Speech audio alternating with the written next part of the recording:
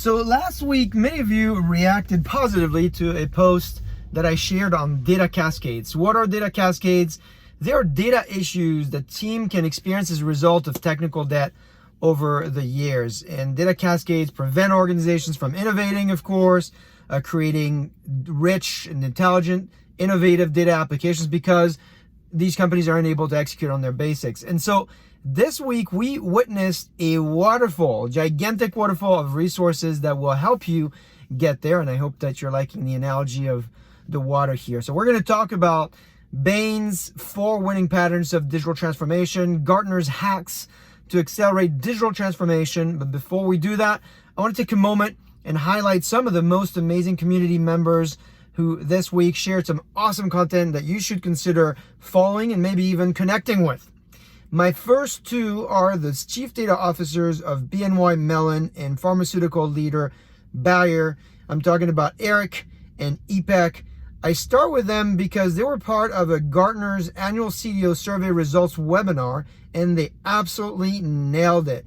For one, they continued along with their great best practices while one of the moderators actually dropped because they lost signal. And two, because they shared some excellent advice. If you don't have time to watch the whole 60 minutes, what I'd suggest is fast forward to minute 30, because Eric explains why, if you're not commercial, you die, and how to deal with the love affair of the art of the possible. This idea of bringing in innovation, picturing what you can do with it, but having the difficulty of ingesting that, going from prototype to production. Really lots of great insights there. And also talked about data issues that he wants to be able to share with competitors, which Lydia talked to him about best practices around data sharing. Great session. And then my third and fourth hero of the week are Sol. She's the Chief Data Officer, Chief Analytics Officer actually at Estee Lauder, for a great interview that she gave on why feelings are not fact. She talked about a bunch of other best practices that allowed her to be successful with data at her multiple companies.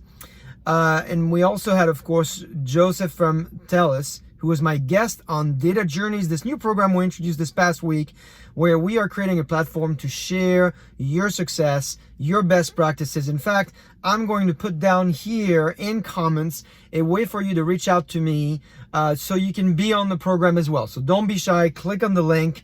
You're just a click away from being on this great program that's really built for you. All right, digital transformation.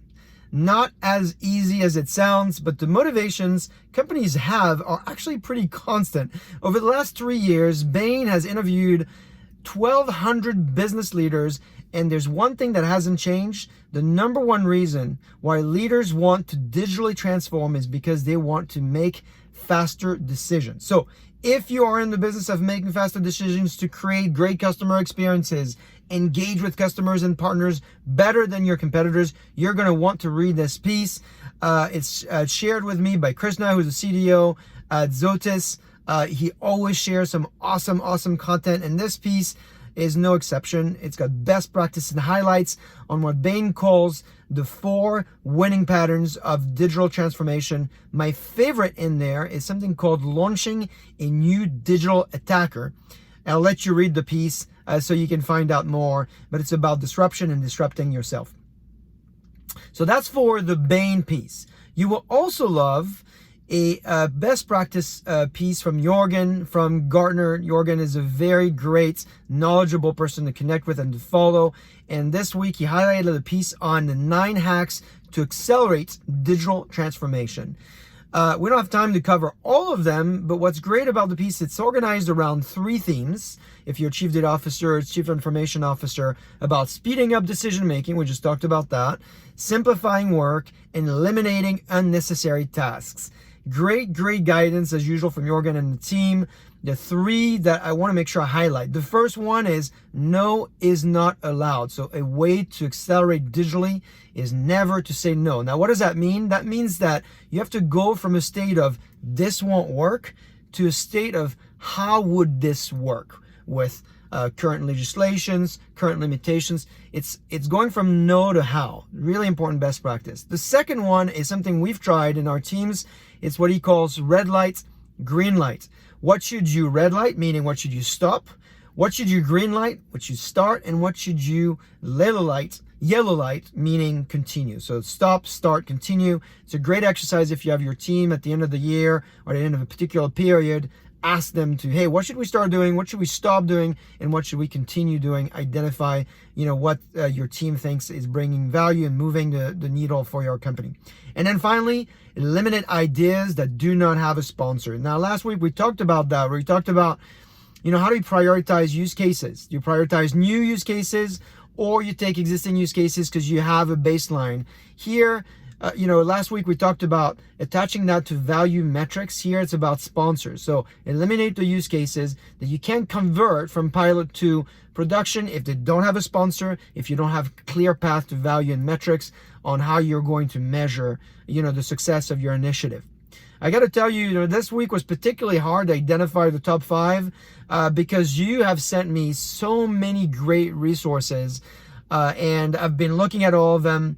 And it's really hard to make it in a summary that's less than 7 minutes here.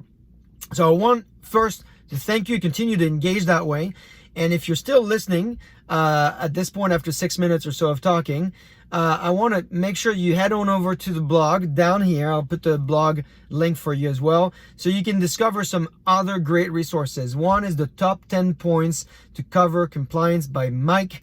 Mike is a very active member of the community and always has some great things to say. Take a look at what he's written, the top 10 points for compliance, which actually connects with the other point, the other piece, the modern data stack, the open source version. I'm curious to hear what you think about it. It's a great piece written by Gleb.